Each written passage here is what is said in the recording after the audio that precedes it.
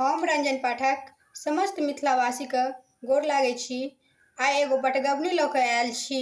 एखन अपना सबके फूल लोढ़ी चलैया। पबनैतिनी सब जहन फूल लोढ़ि कऽ आबै छथि तऽ बटगबनी गाबै छथि। आशा करै छी अहाँ सबके नीक लागत। निमुआ नारंगी बेदाना बलम हीरो पाना छोड़े बौना। निमुआ नारंगी बेदाना बलम हीरो पाना छोड़े बौना। पहिल परीक्षा पिया हटनी में लेबो। पहिल परीक्षा पिया हटनी में लेबो। हटनी के चटनी बनेबो बलम हीरो पाना छोड़े बौना। हटनी के चटनी बनेबो बलम हीरो पाना छोड़े बौना। नेमुआ नारंगी बेदाना बलम हीरो पाना छोड़े बौना।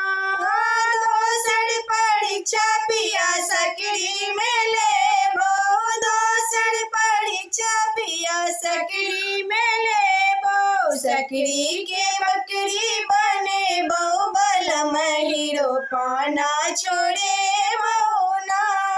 सकरी के बकरी बनेबो बलम हीरो पाना छोड़े बौना।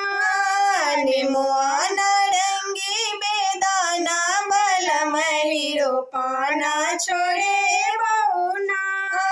तेसर परीक्षा पिया दरभंगा में लेबो। तेसर परीक्षा पिया दरभंगा में लेबो। दरभंगा के दंगा देखेबो बलम हीरो पाना छोड़े बौना। निमुआ नारंगी बेदाना बलम हीरो पाना छोड़े बौना।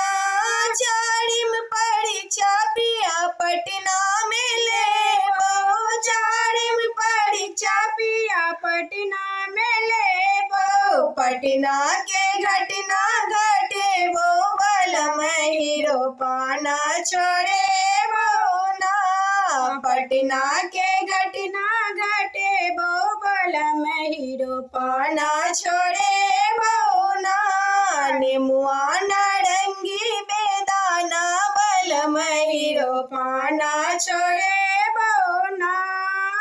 पाँचम परीक्षा पिया दिल्ली में लेबो। पाँचम परीक्षा पिया दिल्ली में लेबो। दिल्ली के बिल्ली बनेबो बलम हीरो पाना छोड़े बौना।